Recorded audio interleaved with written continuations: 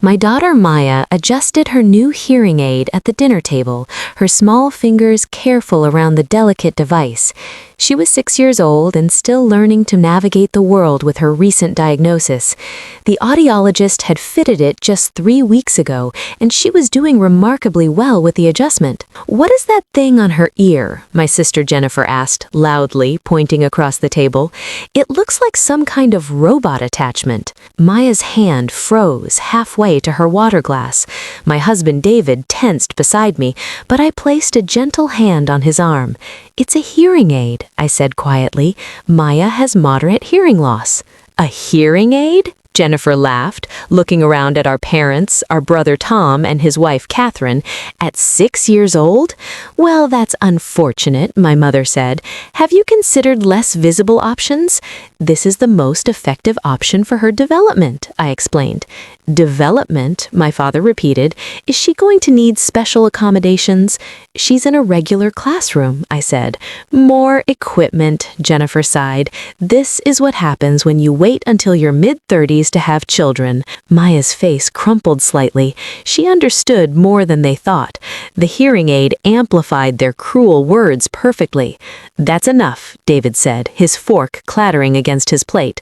"Oh, don't be so sensitive," my father interjected. "Jennifer's just concerned. We all are. These things affect the whole family." "How exactly does Maya's hearing aid affect you?" I asked, keeping my voice level. "Well, there's the social aspect," my mother said delicately. "People notice. They ask questions. Your sister's children go to Westbrook Academy. They have friends whose parents know our family. It reflects on all of us." I looked at my niece and nephew, 12-year-old Sophie and 10-year-old Nathan, who were studying their plates in uncomfortable silence. Both attended the prestigious Westbrook Academy, where tuition ran $45,000 per year per child. "It's just a joke, Claire," my father added when I didn't respond. "Lighten up. You've always been too sensitive." Maya's eyes were filling with tears. She'd been so excited to come to family dinner, to show everyone her new device. "Maybe this is why Robot Girl doesn't talk much," Jennifer said to her wine glass. "The equipment doesn't work properly." David stood up abruptly, his chair scraping against the hardwood floor. The sound silenced the table. He walked calmly to the front door and opened it, standing beside it without saying a word. My father laughed nervously. "David, what are you doing?" David simply gestured toward the open door, his expression completely neutral. "Are you seriously asking us to leave?" Jennifer demanded, her voice rising. "Over a joke? This is ridiculous." "Out," David said quietly. It was the only word he spoke. I gathered Maya into my arms. She buried her face against my shoulder. "This is absurd," my mother protested, reaching for her purse. "We're family." David remained by the door, silent. They left in a flutter of indignation, my father muttering about disrespect, Jennifer shooting wounded looks over her shoulder. My mother paused at the threshold. "You'll regret this," she said. When the door closed behind them, the house felt instantly peaceful. Maya lifted her head from my shoulder. "Are they mad at me?" she asked, her voice small. "No, sweetheart," I said, smoothing her hair. "They're wrong, and they're going to learn that." David sat back down beside us, his hand finding mine. "I'm sorry," he said. "I know you wanted to handle it your way." "You did exactly right," I told him. That night, after Maya fell asleep, I sat at my desk and opened my laptop. The spreadsheet I'd been maintaining for 6 years glowed on the screen. A detailed record of every payment, every transfer, every bill I'd quietly covered for my family. Westbrook Academy tuition for Sophie and Nathan, $90,000 annually paid through an educational trust I'd established. My parents' country club membership, $18,000 annually. My father's luxury car lease, $1,400 monthly. My mother's preferred specialists, the ones outside her insurance network, approximately $3,200 monthly. Tom's business loan, the one that kept his struggling consulting firm afloat, $5,000 monthly. monthly. The company I'd founded, a medical device manufacturer specializing in anesthesiology equipment, had gone public 2 years ago. The IPO had valued it at $18 billion. My shares alone were worth approximately $400 million. I'd kept this information private, living modestly, driving a 7-year-old sedan, wearing department store clothes. I'd wanted my family to value me for who I was, not what I could provide, but they'd never valued me at all. I'd been the backup plan, the responsible one, the person who quietly fixed problems while they took credit for success and mocked my perceived failures. I opened my banking portal and began canceling automated payments. Each click felt like cutting a thread that had been strangling me for years. The next morning, my phone began ringing at 6:45. I was making Maya breakfast while she practiced identifying sounds with her hearing aid. Jennifer's name flashed on the screen. I let it go to voicemail. 3 minutes later, Tom called. Then my mother, then my father. At 7:30, my mother's text arrived. Westbrook Academy called. They say the trust fund payments have been suspended.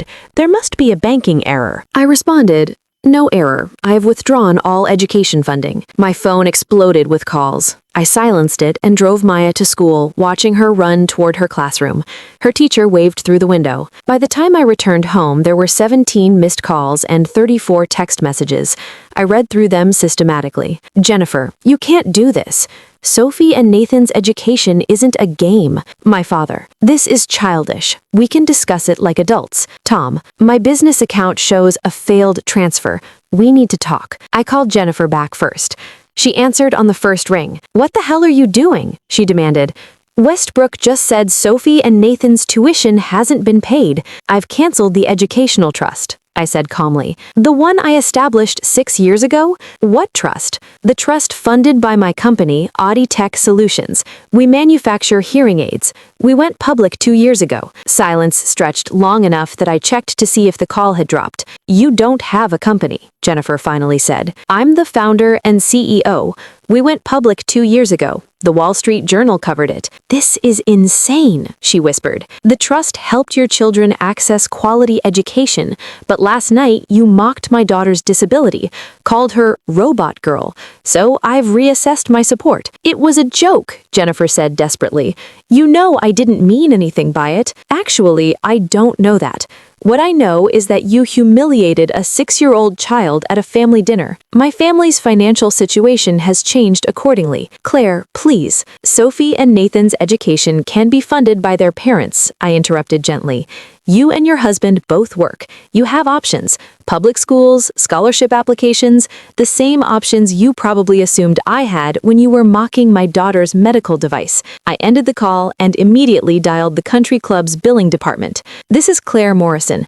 I need to cancel the family membership under the Henderson account." The representative pulled up the account. "Mrs. Morrison, you're listed as the payment guarantor. Are you aware this will affect 4 family members' access?" "I'm aware. Please proceed with immediate cancellation." My father called 30 seconds after I hung up. "What is happening?" he demanded without preamble. "Your mother just received a call from the club. They're saying our membership has been canceled, and her doctor's office is asking for a new payment method." "I've canceled all the recurring payments I've been making on your behalf," I explained. "The country club membership, Mom's out-of-network specialists, your car lease, Tom's consulting business, all of it. You've been making payments?" His confusion was genuine. "What are you talking about, Dad? Where did you think the money was coming from? Your insurance doesn't cover Mom's preferred oncologist. Your portfolio took major losses in 2020. Tom's consulting business operates at a deficit. I've been covering approximately $18,000 monthly in family expenses for the past 6 years. That's impossible," he said flatly. "You don't have that kind of money." "I have considerably more than that kind of money. I built a medical device company that revolutionized affordable hearing aid technology. We have contracts with 16 countries and supply chain partnerships with every major audiology clinic in North America. Last quarter's revenue was $230 million. I could hear him breathing, processing information that didn't fit his understanding of his disappointing daughter, the one who had never quite lived up to expectations. "Why would you cancel our support over a simple misunderstanding?" he finally asked. It wasn't a misunderstanding. Jennifer deliberately mocked Maya's hearing aid. "You told me to lighten up when I objected. Mom suggested we hide Maya's medical device because it might embarrass the family socially. This wasn't an accident of poor phrasing. This was your collective decision to treat my child as a shameful burden." "We didn't mean it that way," he protested weakly. "How did you mean it then? Explain to me the kind interpretation of calling a disabled child robot girl at a family dinner." He had no answer. "The Westbrook tuition bills will arrive in 10 days, I continued. $90,000 for both children. The country club will bill Mom's account directly starting next month. Your car lease payment is due in 3 weeks. Tom's business loan installment is scheduled for the 15th. These are all your responsibilities now." "Claire, be reasonable. We can't afford all of that." "Then you'll need to make choices. The same choices you assumed I was making while raising a child with medical needs. Downsize your lifestyle, use in-network doctors, drive a more modest car, explore public school options. These are all perfectly reasonable solutions you'd probably recommend to me." My mother grabbed the phone. "Sweetheart, please, we love you and Maya. Last night was unfortunate, but we're family." "Family doesn't mock a child's disability," I said quietly. "Family doesn't suggest hiding medical equipment out of social embarrassment. Family doesn't assume financial struggles while benefiting from hidden support." "We didn't know you were helping us financially," she said desperately. "You never asked. You never wondered how a single mother with a medically complex child seemed so calm about bills. You built a narrative about my failures and stopped seeing the reality in front of you." Tom called as soon as I disconnected. His voice was panicked. "Claire, my business account is overdrawn. The loan payment didn't transfer. What's going on?" "I've stopped covering your business loan," I said simply. "What business loan? I never took a loan from you." "You took one from First National Bank 6 years ago when your consulting firm was failing and you were about to lose everything. I've been making the monthly payments since then. $5,000 a month for 72 months. That's $360,000 total. By the way, you never questioned why the bank stopped sending payment reminders." "Oh my God," he breathed. "I thought the bank had some kind of grace period program." "The program was me. It's ending now." "Why? Because of Jennifer's stupid comment last night? Because all of you decided that my daughter's medical device was an appropriate target for mockery? Because when I objected, Dad told me to lighten up? Because Mom suggested we make Maya's hearing aid less visible to protect the family's social standing? Because not one of you considered how your words affected a 6-year-old child?" "We'll apologize," Tom said quickly. "We'll make it right. Apologies don't undo the damage." Maya cried herself to sleep last night. She asked me if she was broken, if her hearing aid made her less lovable. Those are questions no child should have to ask because their family mocked them at dinner. I ended the call and turned off my phone completely. The next few days brought a cascade of consequences. Jennifer withdrew Sophie and Nathan from Westbrook Academy and enrolled them in the local public school. My parents canceled their country club membership and started seeing in-network doctors. Tom's consulting business officially filed for bankruptcy protection, forcing him to take a corporate position he'd previously considered beneath him. My father sold his luxury car and bought a used sedan.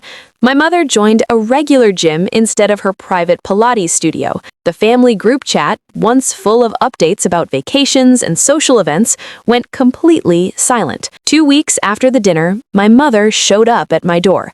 I let her in. "I need to understand," she said, "why you never told us about your success. Would it have changed how you treated me?" I asked.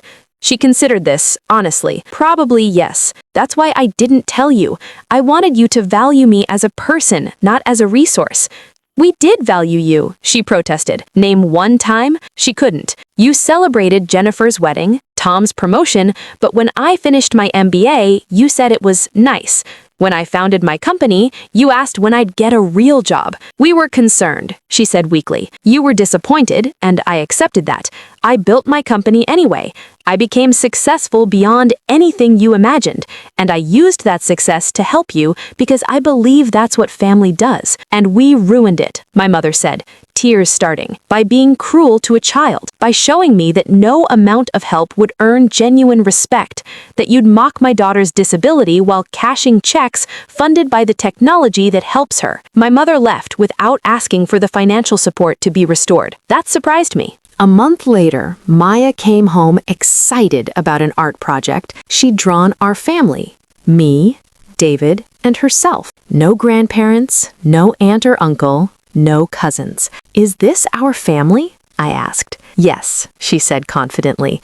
The people who love me. She adjusted beautifully to her hearing aid. Her teachers reported significant improvement. She made friends who thought her hearing aid was cool. She was thriving without the weight of family judgment, and so was I. The money I'd been spending on my family, I redirected to a foundation supporting children with hearing loss, scholarships for hearing aids, research grants, summer camps where kids with hearing devices could be themselves. My family's consequences continued. They downsized, adjusted, learned to manage with less. They learned what I'd been doing for years while they mocked my perceived failures. And Maya learned something more important, that her worth wasn't determined by people too small to see it, that her hearing aid wasn't a flaw to hide, but a tool that helped her experience the world, that family means people who celebrate you, not people who tolerate you while benefiting from your success. The Henderson family image survived their financial adjustments. They just survived without my invisible support holding them up, while they held me down.